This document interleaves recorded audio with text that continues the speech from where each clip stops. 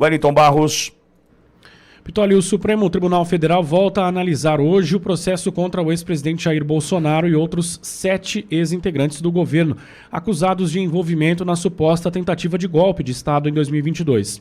O ministro Luiz Fux será o terceiro a apresentar o voto na primeira turma do tribunal durante a sessão, que tem início previsto para daqui a pouco, 9 da manhã. Os ministros Alexandre de Moraes, relator do caso, e Flávio Dino já se manifestaram favoráveis à condenação dos réus, mas não houve consenso sobre as penas. Moraes sugeriu somar as punições, enquanto Dino defendeu penas distintas conforme o nível de participação de cada acusado. O julgamento foi dividido em diferentes fases, com a expectativa de que Fux trate de questões preliminares, como a competência do Supremo para julgar o caso, além do mérito. O voto dele deve abordar tanto as objeções das defesas, quanto o pedido de absolvição ou condenação dos réus em um único pronunciamento. Caso o voto seja breve, a ministra Carmen Lúcia também poderá se manifestar ainda nesta quarta-feira. O cronograma da primeira turma prevê sessões, como eu disse ontem aqui, até sexta-feira, dia 12, sempre pela manhã e à tarde, para garantir tempo suficiente ao debate. Olavo, quero te ouvir na condição de advogado. Tem um juridiquês aí, né? Quero entender, preliminar, enfim. Explica pra gente o que pode acontecer logo mais a partir das 9 horas da manhã, por gentileza, Olavo. Vamos partir do primeiro conceito, né? O que é uma preliminar e o que é uma questão de mérito. As preliminares são questões processuais, são questões de procedimento. Como fazer para obter o resultado. Tem que seguir, existe um código de processo que estabelece essas preliminares. Então já pode parar o senhor. Temos uma delação que não vale nada. Temos um ministro que promove fraude processual. Então, teoricamente, teria que acabar. Ou eles vão sustentar a mentira. É importantíssimo o que você está falando, muito relevante. E a questão de mérito é a questão fez ou não fez. O positivo, a análise positiva. Pois bem, por que é importante esse primeiro momento do voto do Luiz Fux? Ontem, enquanto Moraes votava, Luiz Fux e Moraes falava de preliminares, e falava preliminar da competência, preliminar sobre a delação. Luiz Fux fez uma interrupção e disse, olha, mas eu quero falar sobre preliminares. Isso porque Alexandre de Moraes atropelou o formato de julgamento. Antes de discutir o mérito da questão, o fez, não fez, tem que se discutir as questões preliminares. Então, o julgamento deveria ter acontecido primeiro com os preliminares e depois mérito. Alexandre de Moraes atropelou, Luiz Fux fez aquela intervenção. Aquela intervenção fala muito do voto de Luiz Fux. Por quê? Há uma tendência gigante de Luiz Fux divergir no que tange a competência da primeira turma, entendendo que a competência é do pleno do tribunal. Isso é relevante porque juiz incompetente não pode votar, não pode decidir. Então haveria, segundo o possível entendimento do Luiz Fux, uma incompetência da primeira turma. Outra questão que Luiz Fux estaria em sede preliminar seria a validação da delação premiada de Mauro Cid. Mauro Cid teve lá todo o seu número de versões, cada dia que acordava de um jeito, mudava a versão, né? Pressão, tortura. Sem dizer daquela pressão nítida, né? Vamos prender aqui, vamos processar seu pai, vamos processar a sua filha. Imagina, não teve pressão. Claro que teve, é visível aos olhos de todo mundo. E a questão da sobreposição do crime de golpe de Estado e tentativa de abolição violenta do Estado Democrático de Direito, que no entender de Luiz Fux, esses dois crimes se sobrepõem. Seriam, em tese, a mesma conduta. Então, o início do voto de Luiz Fux é extremamente importante, onde essas divergências possivelmente serão colocadas. Silvio, eu estou numa dúvida aqui. Será que Fux será mais medo da Magnitsky ou mais medo de Moraes? Porque, infelizmente, a gente só pode olhar para essas duas situações. Porque se nasce na mentira, todo esse processo, todo esse teatro nasce na mentira, em algo que foi necessariamente criado para que Bolsonaro ficasse inviabilizado para a eleição do ano que vem, que a gente sabe que o objetivo é esse. 14 anos para Débora do Batom, não é porque o sujar a estátua de Batom merece 14 anos, é porque Bolsonaro merece 40. A gente já entendeu o jogo, não é? Agora, fica a dúvida para mim e não consigo encontrar uma terceira alternativa. Fux terá mais medo da Magnitsky ou de Alexandre de Moraes? Se tiver outra alternativa, Silvio, pode me apresentar, por gentileza. Silvio, eu não estou te ouvindo. De repente parou teu som. Será que é aí? Aí, fica à vontade, Silvio. Eu gostaria muito que o ministro Luiz Fux olhasse para o espelho, de preferência para o espelho retrovisor, porque ele é um juiz de carreira que chegou até o último ponto que um juiz poderia almejar. Ele é um ministro da Suprema Corte Brasileira.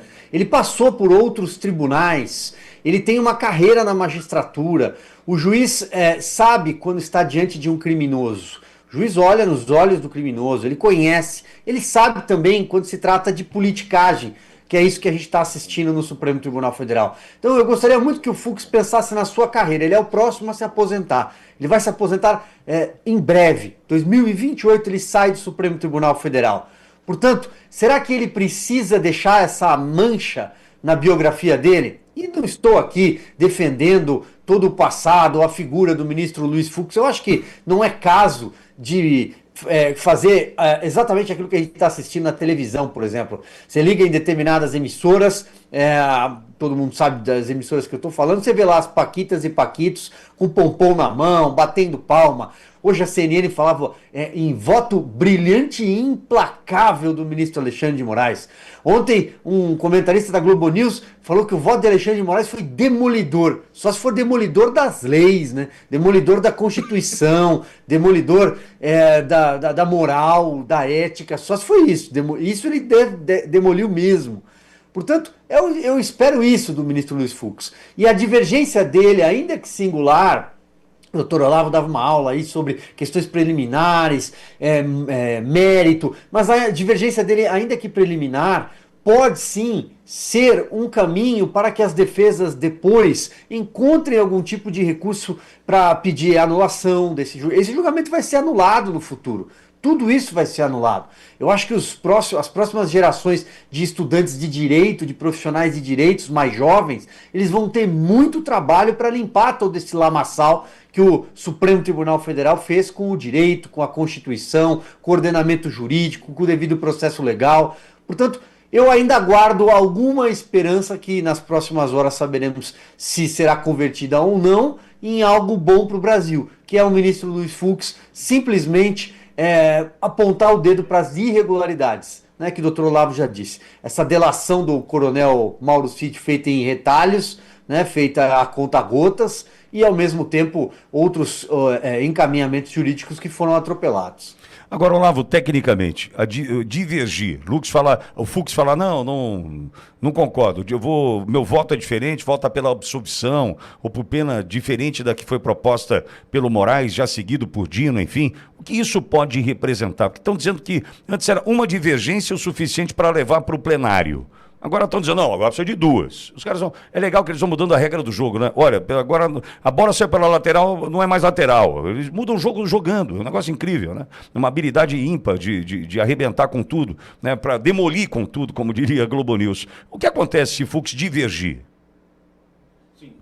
Pingou, por gentileza. Não, primeiro ponto é uma aceitação dentro do judiciário de uma tese diferenciada, de uma tese lúcida, né? Luiz Fux tem sido chamado de juiz lúcido, né?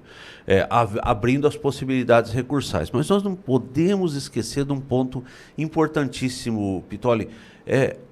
São magistrados altamente suspeitos. Se nós falarmos em recurso para o pleno, Alexandre de Moraes, desculpe repisar isso, mas Alexandre de Moraes é um cara que antecipou seu voto o tempo inteiro. É um cara que se posicionou, que adjetivou, um juiz que antecipou o voto. O Flávio Dino, ontem, mostrou por que é suspeito. No seu voto, amigo ouvinte, é técnico, é um juiz. No voto de Flávio Dino, ele atacou a anistia. Ele tentou amarrar Luiz Fux para que não vote a favor da anistia, caso seja levado para o Supremo. Ele atacou Tarcísio de Freitas no seu voto. Enfim, e mostrou a parceria com Alexandre de Moraes. Há uma suspeição. Nós vamos pensar que Carmen Lúcia votará diferente, permitirá um recurso, acatará um recurso. Já se mostrou comprometida com o resultado da causa. Zanin, o advogado de Lula, amigo ouvinte, é um metaverso. É um metaverso. O advogado de Lula é o presidente dessa primeira turma que está julgando o Bolsonaro. Nós podemos ter questões jurídicas e podemos ter questões técnicas, mas o quadro de comprometimento moral, de ausência de técnica nesse julgamento, por juízes, ao meu ver, nitidamente suspeitos, compromete toda a estrutura processual, compromete tudo. O Silvio fez uma fala que aqueceu o meu coração, Silvio. No futuro esse julgamento será anulado. Eu desejo que o futuro seja amanhã, viu, Olavo? Porque do jeito que está indo aí, querem matar o presidente Bolsonaro a todo custo. A todo custo. Imaginar que ele vai ter que pedir autorização para tirar uma pinta que pode trazer risco para... Enfim, todos já entenderam, né? Ele não está conseguindo cuidar da saúde. Ou seja, além de todo o estrago na saúde mental do presidente Bolsonaro, que precisa do povo, precisa de conversar, precisa se relacionar. Então, eu desejo que aconteça em breve.